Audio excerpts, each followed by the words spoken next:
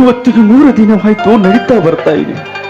ಆದ್ರೆ ಅಲ್ಲಿಂದ ಇಲ್ಲಿವರೆಗೂ ನೀವು ಒಂದು ಅನ್ನದಗಳು ಸಹ ನಮ್ಮ ಹೊಟ್ಟೆಗೆ ಸೇರಿಲ್ಲ ಸುವರ್ಣ.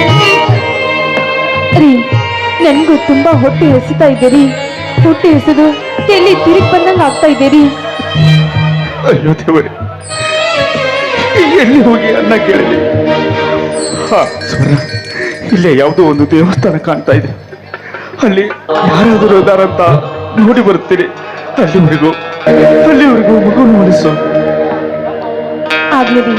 ರೀ, ಬೇಗ ಅನ್ನವನ್ನು ತಂದು ಬಿಡ್ರಿ. ತುಂಬಾ ಹೊಟ್ಟೆ ಹಸ್ತಾ ಇದೆ, ನನ್ನಿಂದ ತಡ್ಕೊಳ್ಳೋಕೆ ಆಗ್ತಾ ಇಲ್ಲ ರೀ. ಈ ಮಗುವನ್ನು ಹೀಗಾದ್ರೂ ಮಾಡಿ ನಾ ಮಲಗಿಸ್ತೇನೆ. ಆಯ್ತು ಸ್ವರ್ಣ. ಅರ್ಚಕರೇ,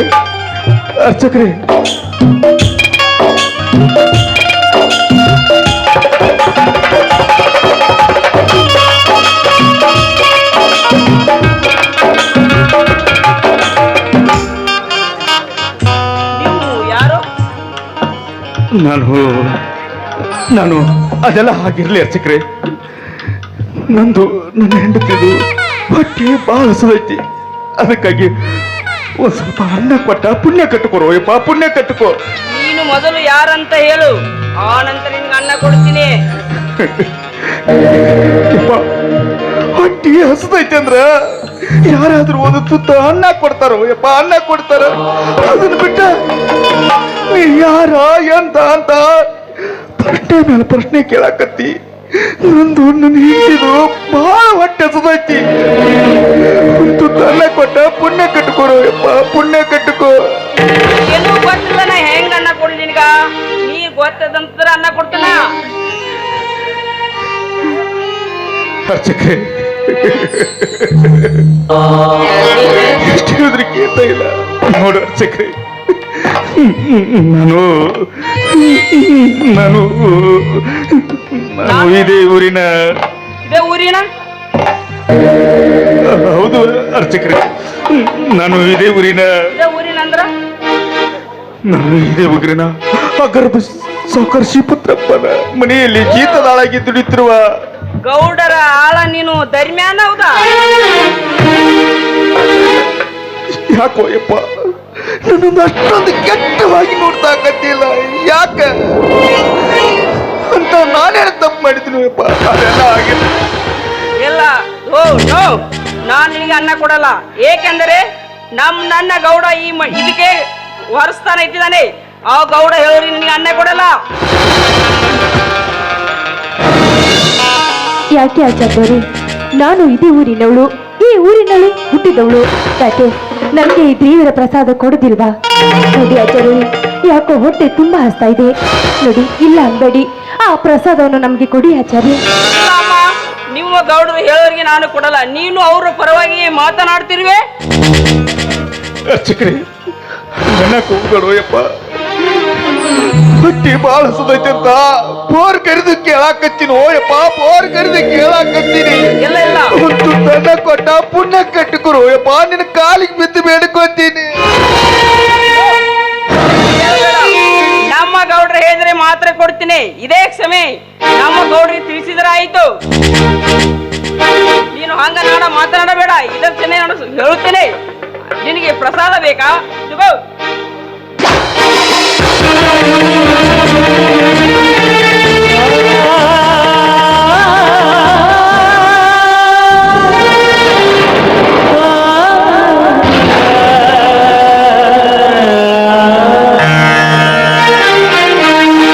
ಮನುಜನ ಬಾಳಲಿ ದೇವರಲಿಲೆ ಬಲ್ಲವನಾಗಿಲ್ಲ. ಮನುಜನ ಬಾಳಲು ದೇವರಲಿಲೆ ಬಲ್ಲವನಾಗಿಲ್ಲ. ಬರಗ ನೀಡಿ ಬಿಡುವನು, ಸಾಕಿನ ಸಮರ್ಪಣೆಗಳನ್ನು ಕಳಿಸಿ ಬಿಡುವನು. ಯಾಕೋ ಶಿವ ಶಿವನೇ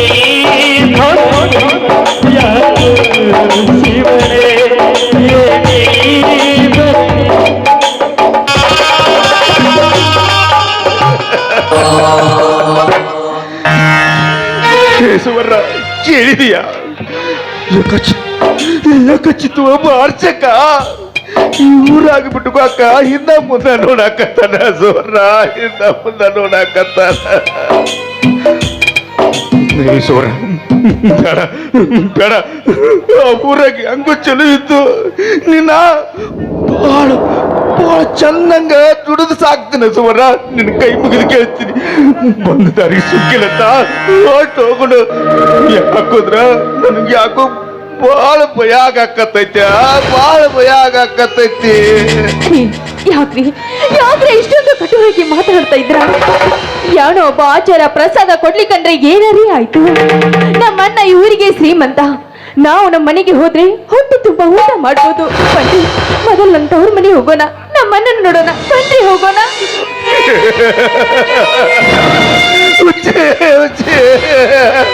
ಇಲ್ಲ ತವ್ರ ಮನೆ ಅಂತ ಮಾರ್ಗಡೆ ಹಾಕತ್ತೀಯಲ್ಲ.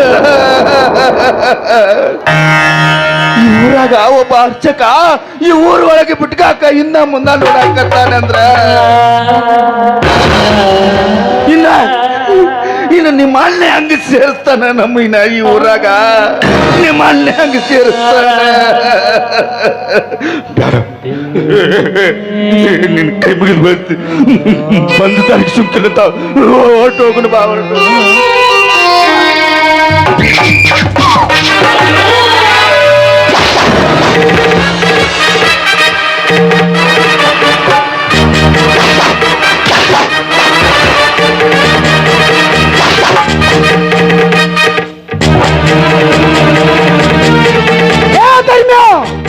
ಏನೋ ನನಗೆ ನಮಸ್ಕಾರ ಮಾಡ್ತಾ ಇದೀಯಾ?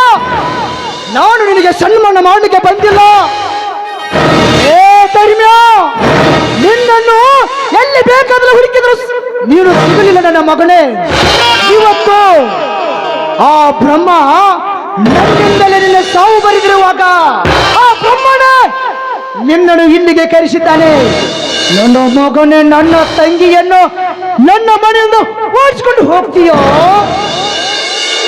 ನಿನ್ನ ಮುಖ ನೋಡೋದಕ್ಕೆ ನನಗೆ ನಾಚಿಕೆ ಆಗ್ತಾ ಇದೆ. ಅಣ್ಣ ಅಣ್ಣ ಅಣ್ಣ, ಇದ್ರಲ್ಲಿ ಅವ್ರದ್ದು ಏನೂ ತಪ್ಪಿಲ್ಲ ಅಣ್ಣ, ತಪ್ಪಿಲ್ಲ ನಂದನ್ನ. ನನ್ನ ಹೊಡೆ ಬಡಿ ಅಣ್ಣ. ಅವ್ರಿಗೆ ಮಾತ್ರ ಏನ್ ಅನ್ಬೇಡಣ್ಣ, ಅವ್ರಿಗೆ ಮಾತ್ರ ಏನ್ ಅನ್ಬೇಡ. ಅಣ್ಣ, ನನಗೆ ಅಣ್ಣ. ಅಣ್ಣ, ನಾನೊಬ್ಬನ ಪ್ರೀತಿ ಮಾಡ್ತಾ ಇದ್ದೇನೆ, ನನಗೆ ಮದುವೆ ಮಾಡಿಸು. ನನಗೆ ಅಂತಸ್ತು, ನನ್ನ ಸ್ಟೇಟಸ್ಗೆ ಒಬ್ಬನ ನೋಡಿ ಮದುವೆ ಮಾಡಿಕೊಂಡಿದ್ರೆ ನನಗೇನು ಬೇಜಾರಿಲ್ಲ. ಅದು ನನ್ನ ಮನೆಯಲ್ಲಿ ಕೂಲಿ ಕಾರ್ಮಿಕರಾಗಿ ಕೆಲಸ ಮಾಡುತ್ತಿದ್ದಾನೆ. ಅವನ ಜೊತೆ ಓಡಿ ಹೋಗಿದ್ದೀಯಾ? ಎಂದು ಓಡಿ ಹೋದಿಯೋ ಅಂದೆ ನಿನ್ನ ಸಂಬಂಧ ಮುರಿದು ಹೋಗಿದೆ.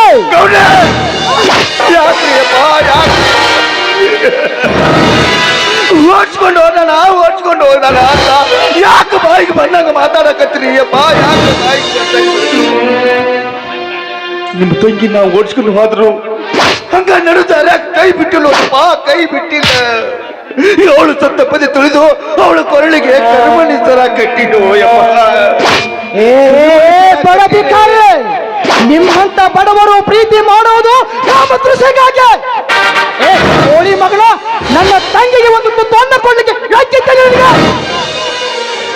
ಪೂಜಾರಿಯಲ್ಲಿ ಒಂದು ತುತ್ತು ಅನ್ನ ಕೇಳಿದ್ಯಲ್ಲೋ? ಈ ನನ್ನ ಊರಲ್ಲಿ ನನ್ನ ಮರ್ಯಾದೆ ತೆಗಿದೆಯಲ್ಲೋ?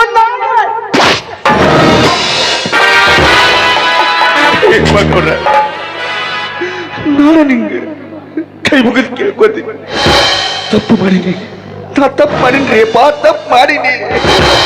ತಪ್ಪಲ್ಲಿ ನಿಮ್ಮ ಹೊಟ್ಟಾಗ ಹಾಕೊಂಡ ನನ್ನ ಕ್ಷಮಿಸ್ಬಿಡ್ರಿ. ನಿಮ್ಮ ಕಾಲಿಗೆ ಬಿದ್ದು ಬಿಡಿ.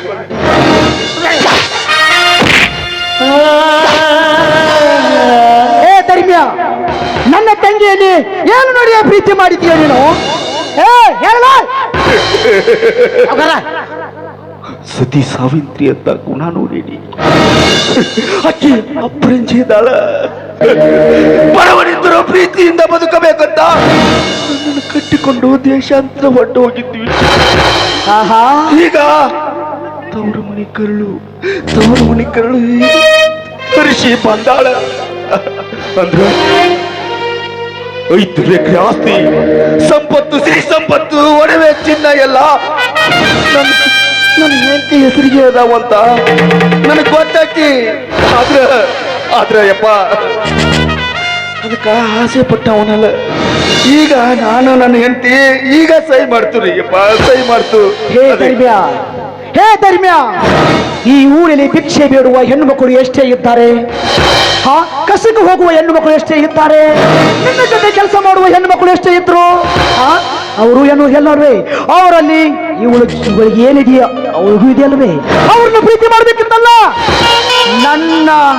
ನನ್ನ ತಂಗಿನೇ ಪ್ರೀತಿ ಮಾಡಿ ಈ ನನ್ನ ಸರ್ವ ಆಸ್ತಿಯನ್ನು ಹೊಂಚು ಹಾಕಿ ಈ ಊರಿಗೆ ದೊರೆಯಾಗಿ ಮೆರೆಯಬೇಕೆಂಬ ಪ್ಲಾನ್ ಇತ್ತಲ್ವ ನಿನಗೆ?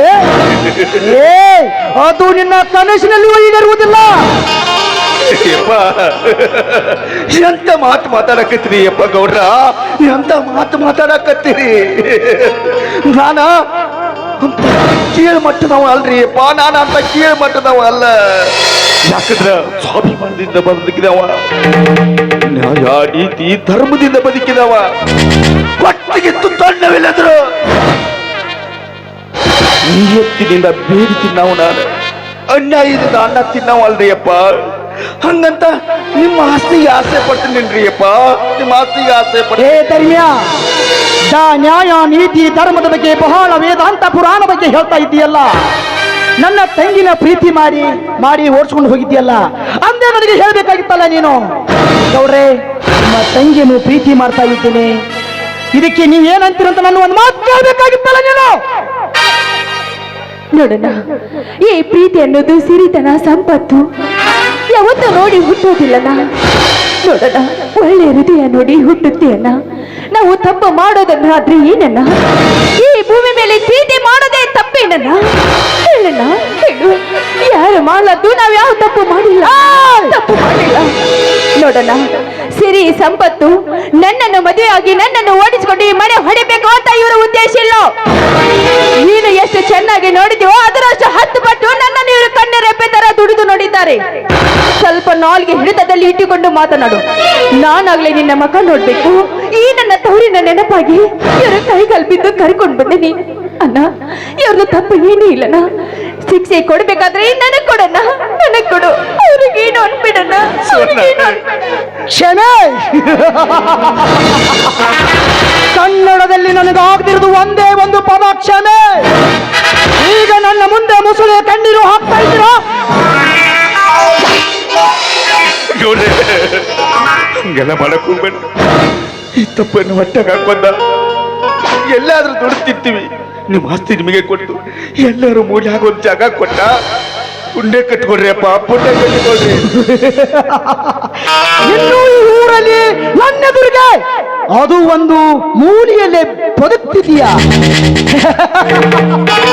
ಏ ಮಗನ ಧರ್ಮ್ಯ, ನೀನು ಇಲ್ಲಿ ಬದುಕಲು ಯೋಗ್ಯ ಇಲ್ಲ. ನಿನ್ನ ಜಾಗ ಆ ಯಮಲೋಕದಲ್ಲೇ. ನೆನೆಸಿಕೋ ನನ್ನ ಮಗನು, ನಿನ್ನ ಮನೆ ದೇವರನ್ನು ನೆನೆಸಿಕೋ. ಯಪ್ಪ ಗಾದಾದ್ರಿ ಅಪ್ಪ. ಅಯ್ಯೋ ಸಾಕಾರ, ಹೋಗಿ ನಿಮ್ ತಂಗಿನ ಕೊಂಡಲ್ವ ಯಪ್ಪ ನೀನ? ನೀವು ಮನುಷ್ಯನ ಮಗ ಅಲ್ವ ಯಪ್ಪ? ಯಾರೋ ಬಂದ್ರು. ಏ ಶಕ್ತಿ, ಏನ್ ಮಾಡೋದೀಗ? ಏ ಬ್ಯಾಡ್ರಿ ಸಾಯ್ಬ, ಯಾರೋ ಬರ್ತಾರ. ಹೋಗ್ರಿ ಹೋಗ್ರಿ.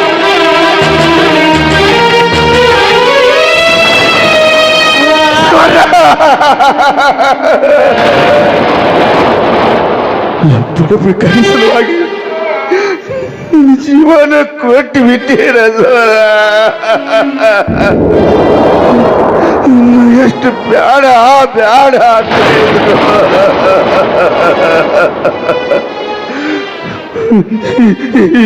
ಈ ಭಿಕಾರಿ ಸಂಬಂಧ ಜೀವಕ್ಕೆ ಜೀವ ಆಗಿರುವ, ನನ್ನ ಜೀವನ ಜ್ಯೋತಿ ಆಗಿರುವ ಜೀವನ ಕೊಟ್ಟು ಬಿಟ್ಟಿಯಲ್ಲ.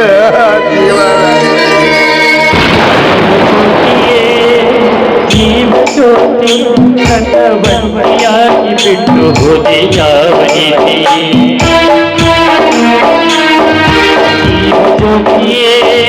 ಜೀವ ಜ್ಯೋತಿ ನನ್ನ ಬಂದಿಯಾಗಿ ಬಿಟ್ಟು ಹೋದೆ ಯಾವ ರೀತಿ? ಬಂದಿಯಾಗಿ ಬಿಟ್ಟು ಹೋದೆ ಯಾವ ರೀತಿ?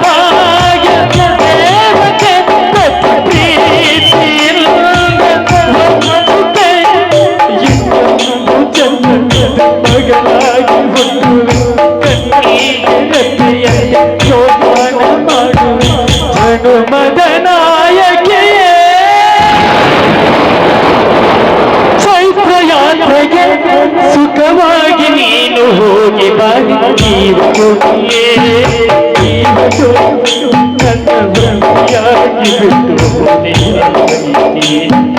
ಬಂದಿಯಾಗಿ ಬಿಟ್ಟು ಹೋದೆ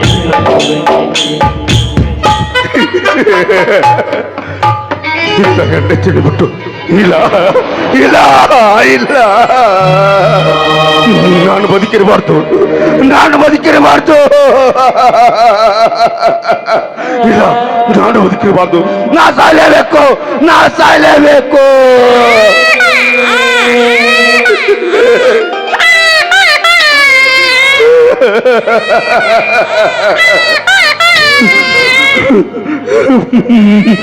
ಮಗು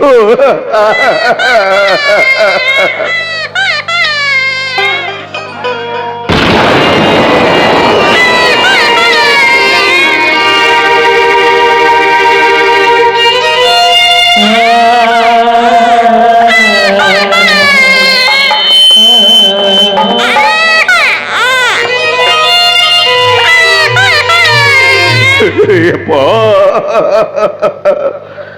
ಎಂತ ಪಾಪ ಮಾಡಿ ಹುಟ್ಟಿದ್ಯೋ ಯಪ್ಪ ಹುಟ್ಟಿದ 5 ತಿಂಗಳಾಗ ಮೌನ ಫಲಿತಗಳು ಬಿಟ್ಟಿಯಲು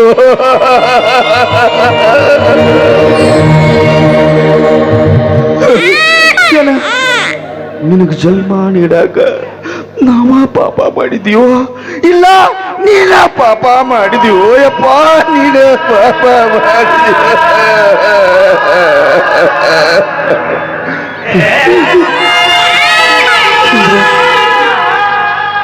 ನಿನ್ನ ಸಂಬಂಧ ನಾ ಬದುಕಿರುವ ಏನ್ ಸತ್ತಾಳಂತ ನಾನು ಇನ್ಯಾವುದಾದ್ರೂ ಕಸತ್ತೊಟ್ಟಿಗೆ ಬಿಸಾಕಿ ನಾನು ಸಾಯ್ಲಿ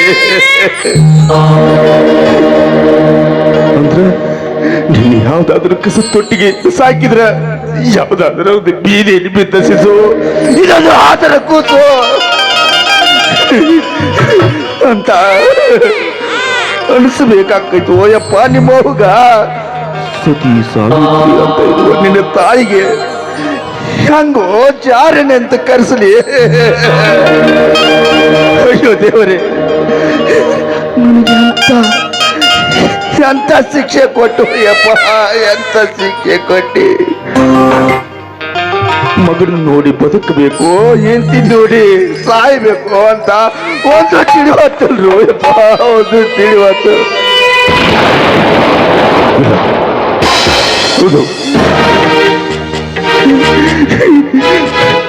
ಹಾಕಿ ಆ ಸರ್ಕದಾಗ ನನ್ನ ಹೆಂಡತಿ ಸುಖವಾಗಿ ಅವಕ್ಕೆ ಆತ್ಮಕ್ಕೆ ಶಾಂತಿ ಸಿಗಬೇಕಂದ್ರ ನಾ ಬದುಕಬೇಕು ಹೌದು ನಾನು ಬದುಕಬೇಕು ಹೌದು ನನ್ನ ಮಗು ಸಾಕ್ಬೇಕು ನನ್ನ ಮಗು ಸಾಕ್ಬೇಕು ಹಾಗಾದ್ರೆ ನನ್ನ ಹೆಂಡತಿ ಸಂಸ್ಕಾರ ಮಾಡ್ಬೇಕಲ್ಲೋ ಆದ್ರೆ ನನ್ನ ತಾಕ ಹೋದ್ ಬಿಡುಗಾಸು ಇಲ್ಲ ಊರಲ್ಲಿ ಯಾರಾದ್ರೂ ಪುಣ್ಯವಂತರಿದ್ರೆ ಅಲ್ಪ ಸ್ವಲ್ಪ ನನಗೆ ಭಿಕ್ಷೆ ಹಾಕಿದ್ರೆ ನನ್ನ ಹೆಂಡತಿ ಶವವನ್ನು ಸಂಸ್ಕಾರ ಮಾಡ್ಬೋದು ಹೌದು ಹೌದು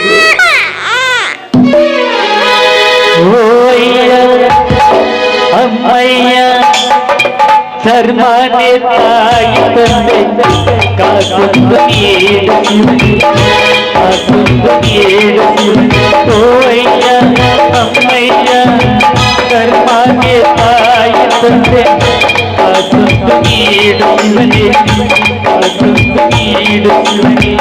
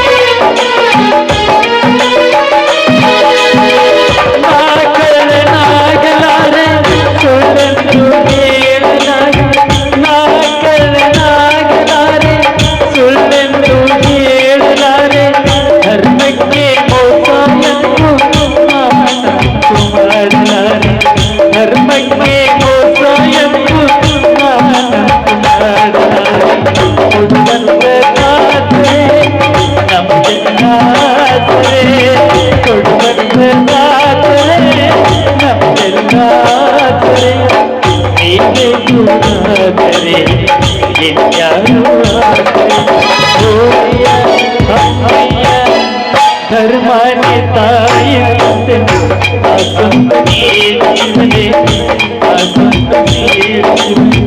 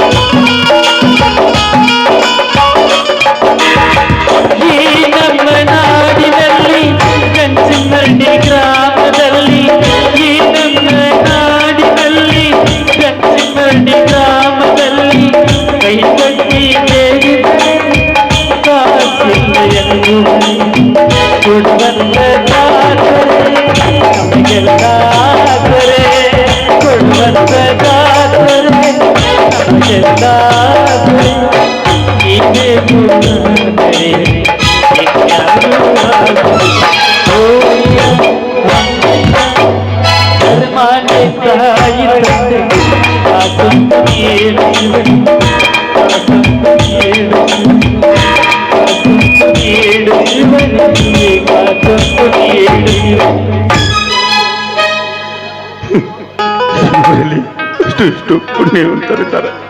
ಅದಕ್ಕಾಗಿ ಆ ದೇವರಲ್ಲಿ ಕೇಳ್ಕೊತೀನಿ, ಈ ಊರನ್ನ ಆ ದೇವರು ಬಹಳ ಬಹಳ ಚೆಲುವಾಗಿಟ್ಕೊಂಡು ಬಹಳ ಚೆಲುವಾಗಿಟ್ಕೊಂಡು ಹೆಂಡತಿ ಶವವನ್ನು ಸಂಸ್ಕಾರ ಮಾಡೋದಕ್ಕೆ ಅಷ್ಟು ರೊಕ್ಕ ಕೊಟ್ಟಾರ. ಇದರ ರೊಕ್ಕ ತಗೊಂಡ ಹೆಂಡತಿ ಶವವನ್ನು ಮಣ್ಣು ಮಾಡಿ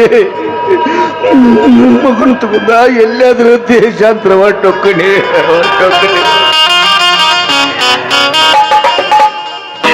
ನೀತಿಗೂಡು ಸೇರಿದಂತೆ ಮೋಸ ಮೇಲೆ ನೀರಿದೆ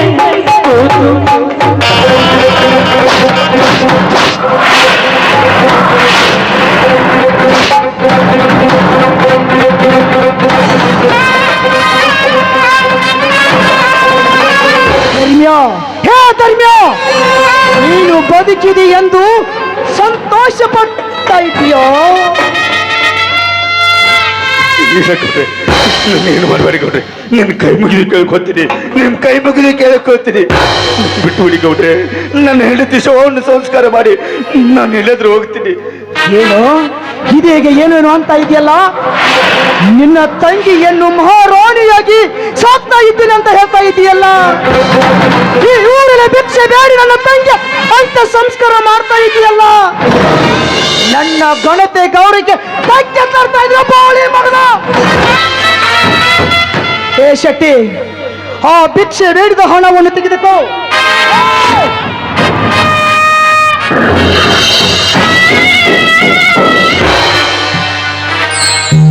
ಧರ್ಮ್ಯ, ಆ ಸ್ವಾಮಿಗಳು ಸತ್ತರೆ ಲಿಂಗೈಕ್ಯರಾಗುತ್ತಾರೆ, ಸಮಾಜ ಸೇವಕರು ಸತ್ತರೆ ನಿಧನರಾಗುತ್ತಾರೆ, ರಾಜಕಾರಣಿಗಳು ಸತ್ತರೆ ದಿವಂಗತರಾಗುತ್ತಾರೆ, ಹಾಗೆ ಸಿನಿಮಾ ತಾರಿಗಳು ಸತ್ತರೆ ಹಸ್ತಂಗತರಾಗುತ್ತಾರೆ, ಹಾಗೆ ನಮ್ಮಂತ ಶ್ರೀಮಂತರು ಸತ್ತರೆ ವಿಧಿವಶರಾಗುತ್ತಾರೆ. ಧರ್ಮ್ಯ, ನಿನ್ನಂತ ಮನೆ ಮುರುಕ ನಂಬಿಕೆಯ ದ್ರೋಹಿ, ಉಂಡ ಮನೆಯ ಜಂತೆ ಎರಿಸುವ ಕುಲಕ್ಕೆ ಹುಟ್ಟಿದ ನಾಯಿ, ನೀನು ಸತ್ತರೆ ಅನಾಥ ಹೆಣವಾಗಿ ಬೀಳ್ತೀಯ.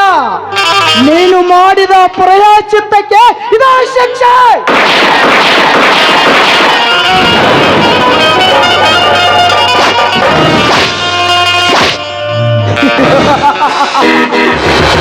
ಶೆಟ್ಟಿ, ಈಗ ನನಗೆ ಸಂತೋಷವಾಯಿತು. ಇನ್ನು ಮುಂದೆ ಇವರ ಪರಿಸ್ಥಿತಿಯನ್ನು ನೋಡಿದ ಈ ಜನರು ನೋಡಿ ಕಡ ಅಂತ ನಡಗಬೇಕು, ಹಾಗೆ ಮಾಡಬೇಕು. ಮಾಡ್ಬೇಕು ನೋಡ್ರಿ, ಸುರುಗೋಡು ಕಾಣ್ಬೇಕು ನೋಡಿ ಹಂಗ.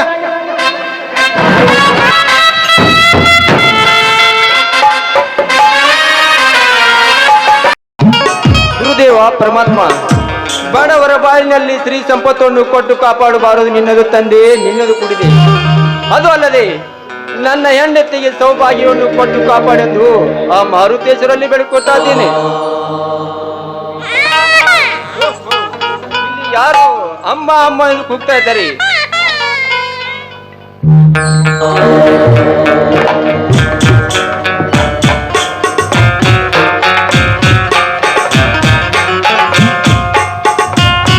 ಯಾರಪ್ಪ ನೀನು? ಏನಾಗಿದೆ? ಏನು ಮೈಯಲ್ಲಿ ರಕ್ತ ಹರಿತಾ ಇದೆ?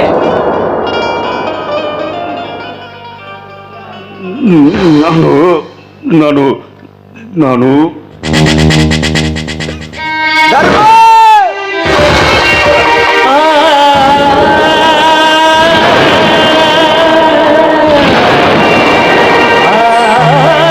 ಯಾಕೋ ಧರ್ಮ? ಆ ಹಾಲಿನಂತ ನಿನ್ನ ಬಾಯಿನಲ್ಲಿ ಯಾವನೋ ಪಾಪನು ಉಳಿ ಹಿಂಡಿದವನು? ಶಿವರಾಮ, ಗರ್ಭ ಶ್ರೀಪುತ್ರ ಸಕರ್ಷಿ ಪುತ್ರ ಪತ್ತಂಗಿನ ಓಡಿಸಿಕೊಂಡು ನನಗೆ ಅಪ್ಪ ಶಿಕ್ಷೆ. ಅಪ್ಪ ಅದೆಲ್ಲ ಇರ್ಲಿ, ಬೇಗ ಆಸ್ಪತ್ರೆಗೆ ಹೋಗೋಣ ಬಾರಪ್ಪ. ಇಲ್ಲ ಶಿವರಾಮ, ನಾನು ಬದುಕಲ್ಲ. ಧರ್ಮ! ಇಲ್ಲ ಇಲ್ಲ ಶಿವರಾಮ, ನಾ ಬದುಕಾಗಿಲ್ಲ. ಕಾಲಿಗೆ ಬೇಡಿಕೊಡ್ತೀನಿ. ಒಂದ್ಯಾಕೋ? ಒಂದು ಮಾತು ಕೇಳ್ತೀನಿ, ನನಗೆ ಮಾತ್ಕೊಡಪ್ಪ, ಮಾತ್ಕೊಡು. ನಾನು ನೀನು ಚಿಕ್ಕವರಿದ್ದಾಗ ಕಾಲೇಜ್ ಸ್ನೇಹಿತರು. ಒಂದು ಮಾತಾಕೋ, 10 ಮಾತೇಳು. ಅದು ಯಾವ ಮಾತಂತ ಹೇಳಿಕೊಡು, ನಡೆಸಿಕೊಡ್ತೇನೆ. ಹಾಗಾದ್ರೆ ತಡಿ.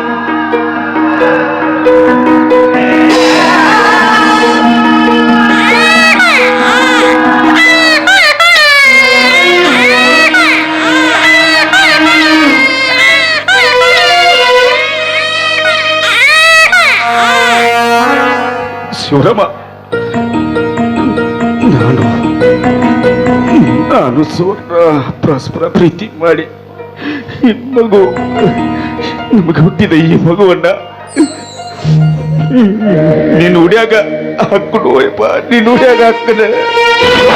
ಜೋಪಾನ ಮಾಡ್ತೇನೆ, ಜೋಪಾನ ಮಾಡ್ತೇನ. ಶಿವನ ಚಲೋ ಹಂಗ ಜೋಪಾನ ಮಾಡ್ತೀಯನೋ ಯಪ್ಪ, ಚಲೋ ಹಂಗ ಜೋಪಾನ ಮಾಡ್ತೀಯನ. ಯಾವ ರೀತಿಯ ಜೋಪಾನ ಮಾಡಬೇಕು ಅನ್ನೋದು ಹೇಳು ಪ್ರಕಾಶ, ಹೇಳು. ಇವನು ಹೆಂಗ ಬದುಕಬೇಕು ಅಂತ ಇದ್ದೇನೆ. ನ್ಯಾಯ ನೀತಿ ಧರ್ಮ, ನ್ಯಾಯ ನೀತಿ ಧರ್ಮ. ಅನ್ಯಾಯ ಕಡ್ದಿದ್ರೆ, ಅನ್ಯಾಯ ಕಂಡ್ರೆ ಸಿಡಿದ ಸೇಮ ಇವನಾಗಬೇಕು. ಈ ಊರಲ್ಲಿರುವ ಯಾವುದೇ ಹೆಣ್ಣು ಮಕ್ಕಳ ಮೇಲೆ ಕಟ್ಟುಕೊಂಡು ಬಿಟ್ರೆ ಸಿಡಿದ ಸಾಯ್ತೋ ಇವನಾಗಬೇಕು. ಆಯ್ತು ಧರ್ಮ, ಆಯ್ತು. ಅಂದ್ರ ಹಂಗ ಸಿಂಹನಂಗ ಇವನ ಬದುಕ್ಸು ಶಿವರಾಮ. ನನ್ನ ಮಗು ಶಿವರಾಮ.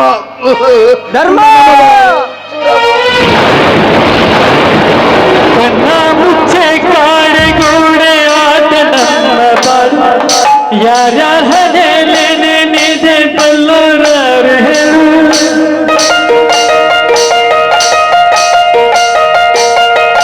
ಕನ್ನ ಮುಚ್ಚೆ ಕಾಡೆಗೂಡೆ ಆಟ ನನ್ನ ಬಾಳ ಯಾರ್ಯಾರ ಹನೇಲೇನೆ ನಿಜೆ ಬಲ್ಲೋರಾರು ಹೇಳು.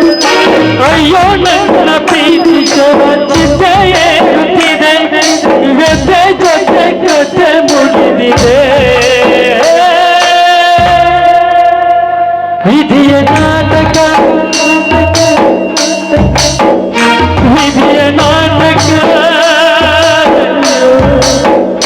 ಬದುಕು ಸೂತಕ. ದೇವರು ಕೊಟ್ಟವರ ಈ ಕೂಸಿಗೆ ವಿಶ್ವ ಎಂದು ನಾಮಕರಣ ಮಾಡುತ್ತೇನೆ. ಈ ಮುದ್ದಾದ ಕೂಸಿಗೆ ನನ್ನ ಹೆಂಡತಿ ಓದು ಕೊಟ್ಟರು. ನನ್ನ ಹೆಂಡತಿ ಎಷ್ಟು ಖುಷಿಯಾಗುವಳು ಗೊತ್ತಾ?